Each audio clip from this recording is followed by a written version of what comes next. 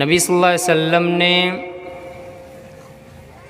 जब मुहाजिरीन के दरमियान तकसीम कर दिया माल गनीमत को, ग़ज़वा हुनैन में जो माल गनीमत मिला उन तमाम माल गनीमत को मुहाजिरीन के दरमियान तकसीम कर दिए और अंसार लोगों को कुछ नहीं मिला, अंसारियों को कुछ नहीं दिया गया। तो उनके दिलों में फितरी तौर पर तकलीफ़ का एहसास हुआ, कष्ट हुआ। उन लोगों के अंदर चेमी गोइयाँ शुरू हो गई, गपशप शुरू हो गई। तो नबी सल्लल्लाहु अलैहि वसल्लम ने हुक्म दिया कि तमाम के तमाम अंसारियों को एक जगह जमा किया जाए ताकि मैं उनके दरमियान एक तकरीर पेश करूं, मैं उन लोगों को समझाऊं। तो ये अब्दुल्ला बिन ज़ैद बिन आसिम रज़ी अल्लाह तआला अन्हु से मरवी है, सही बुखारी की रिवायत है। नबी सल्लल्लाहु अलैहि वसल्लम के हुक्म से जब अंसारियों को एक जगह जमा किया जाता है तो नबी सल्लल्लाहु अलैहि वसल्लम क्या कहते हैं, सुनिए। या माशरल अंसार अलम अजिदकुम ज़ुल्लालन फ़हदाकुमुल्लाहु बी। ऐ अंसारों की जमात, अलम अजिदकुम ज़ुल्लालन, क्या मैं तुम लोगों के दरमियान ऐसी हालत में नहीं आया, क्या मैं तुम लोगों के दरमियान ऐसी सिचुएशन में नहीं आया, ज़ुल्लालन के तुम सब के सब गुमराह बने हुए थे, तुम सब के सब पदभ्रष्ट हो चुके थे, तुम्हारे अंदर अखलाकी बीमारियां दाखिल हो गई थी, ज़िनाकारी में मुब्तला थे, हराम कमाई में मुब्तला थे, शराब नोशी में मुब्तला थे, एक दूसरे के खून के प्यासे बने हुए थे। अलगर्ज ज़ुल्लालन, तुम सब के सब गुमराह बन गए थे, पदभ्रष्ट हो चुके थे। फ़हदाकुमुल्लाहु बी, अल्लाह ताला ने क्या मेरे ज़रिए से तुम लोगों को हिदायत नहीं दिया? तमाम के तमाम अंसार ने जवाब दिया, क्यों नहीं अल्लाह के रसूल, अल्लाह और उसके रसूल का एहसान हमारे ऊपर सबसे ज़्यादा है, सबका सब पूरा का पूरा एहसान अल्लाह और उसके रसूल का ही है।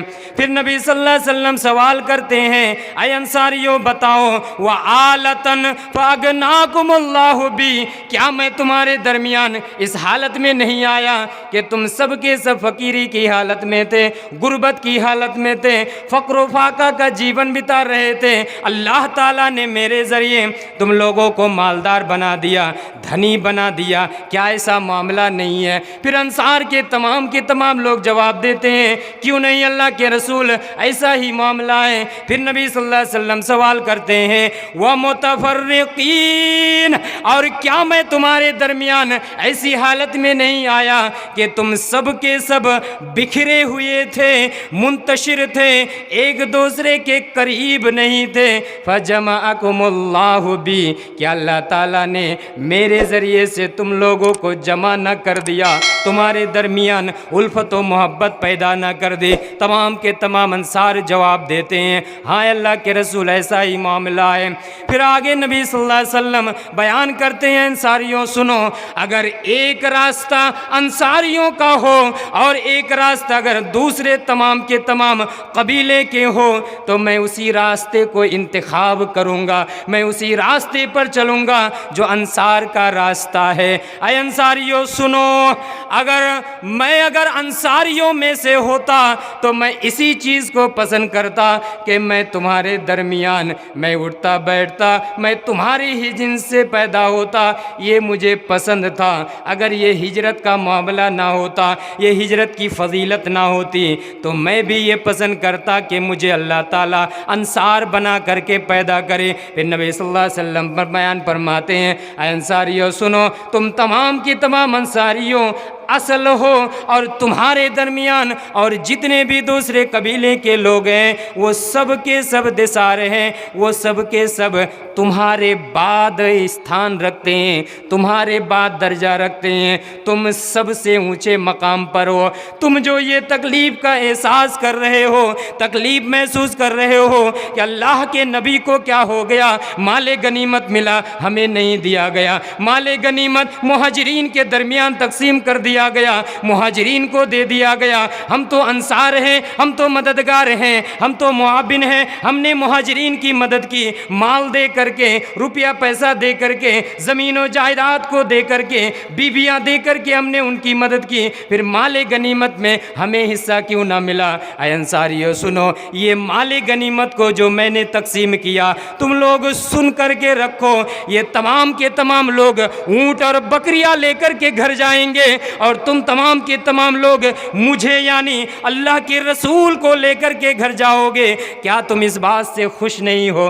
क्या तुम इस बात से राज़ी नहीं हो? क्या तुम इस बात से आनंदित नहीं हो? तमाम के तमाम अंसार के लोग ये खुतबा सुनने के बाद, ये तकरीर सुनने के बाद इमोशनल हो जाते हैं, आंखों से आंसू जारी हो जाते हैं, रोने लगते हैं और कहने लगते हैं अल्लाह के नबी हम राज़ी हो गए आपके फ़ैसले से, हम राज़ी हो गए आपके बंटवारे और तकसीम से।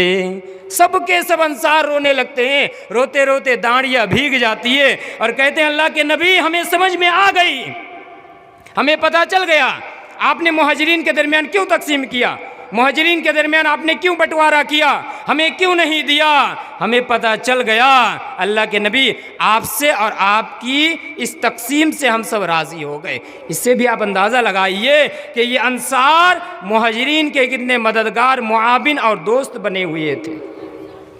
पता ये चला कि मोमिनीन की ज़िंदगी भी ऐसी होनी चाहिए, मोमिनीन का जीवन भी ऐसा होना चाहिए, एक दूसरे का भाई भाई बन करके, एक दूसरे का बहन बन करके, एक दूसरे के साथ भाईचारगी का मामला, एक दूसरे के साथ दोस्ती का मामला होना चाहिए। आइए ज़रा हम सुनते हैं कि कौन सा अमल हम करें जिससे आपस में मोहब्बत में इजाफ़ा होगा, आपस में दोस्ती और भाईचारगी में इजाफ़ा और वृद्धि होगी। सही मुस्लिम की हदीस है, हदीस नंबर 54, हदीस नंबर 54, अनस बिन मालिक रज़ियल्लाहु तआला अन्हु से मरवी है। नबी सल्लल्लाहु अलैहि वसल्लम ने बयान फरमाया कौन सा अमल आप करेंगे या हम करेंगे तो हमारे दरमियान मोहब्बत पैदा होगी, भाईचारगी पैदा होगी।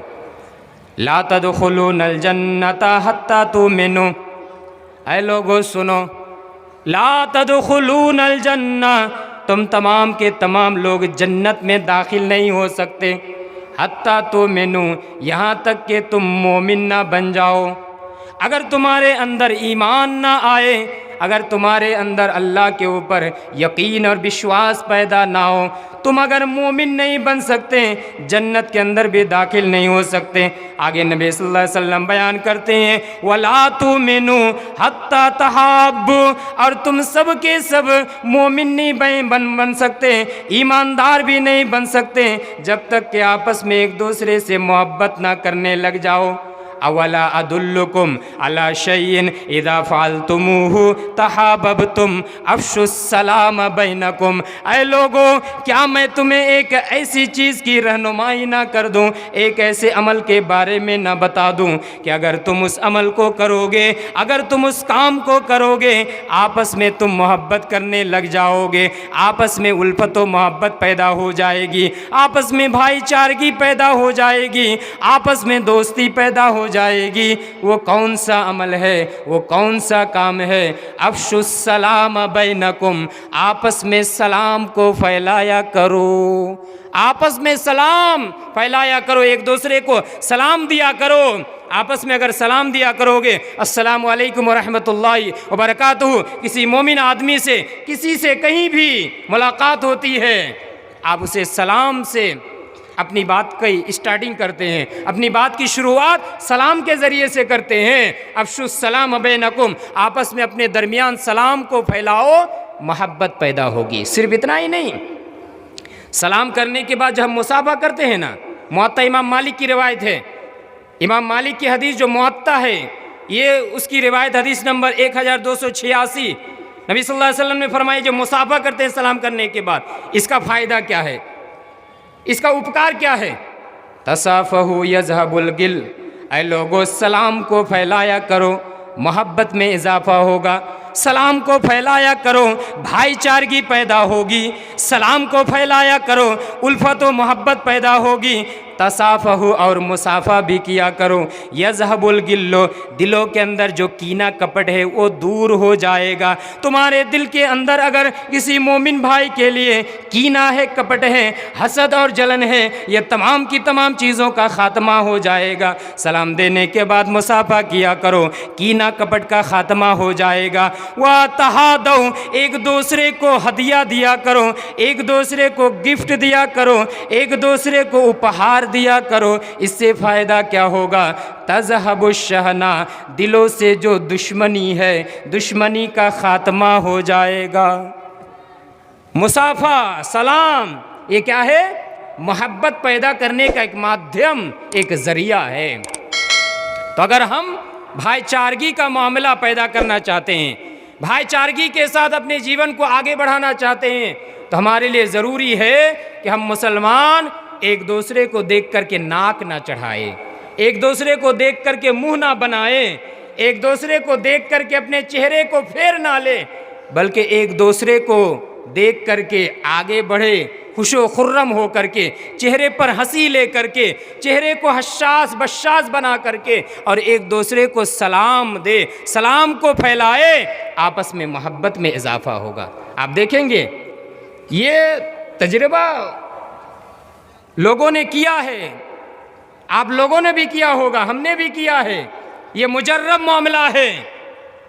अगर आपसे कोई बात नहीं करता है, आपको देख कर के नाक चढ़ाता है, मुंह फुलाता है, आप जब रास्ते पर चलते हैं, वो बैठा हुआ है, कहीं खड़ा है, आप अगर सलाम कर देते हैं तो उसके चेहरे के अंदर भी खुशी के आसार दिखाई देने लगते हैं। उसका चेहरा भी हशास बशास हो जाता है, वो भी खुश हो जाता है। ऐसा ऐसा जब बार बार आप सलाम करेंगे, आपके लिए जो दुश्मनी है, जो कीना है, जो कपट है, जो हसद है, जो जलन है, ये तमाम के तमाम चीज़ों का ख़ात्मा हो जाएगा सलाम के ज़रिए से। सलाम की इतनी ताकत है, इतनी तासीर है सलाम के अंदर।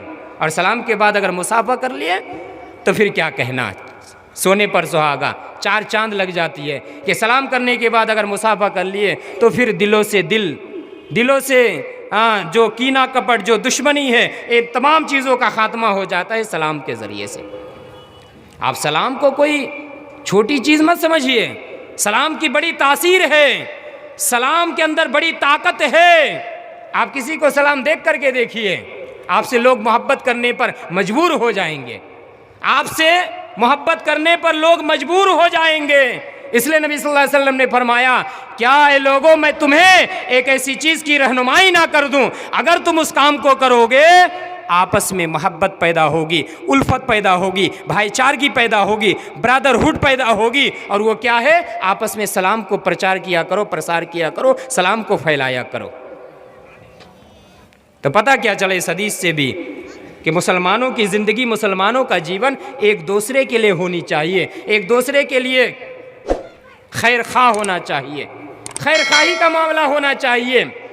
कोई अगर किसी तकलीफ़ में पहुंचता है, आप भी उस तकलीफ़ को महसूस करें, आप भी उस तकलीफ़ को दूर करने की कोशिश करें अपनी ताकत के मुताबिक।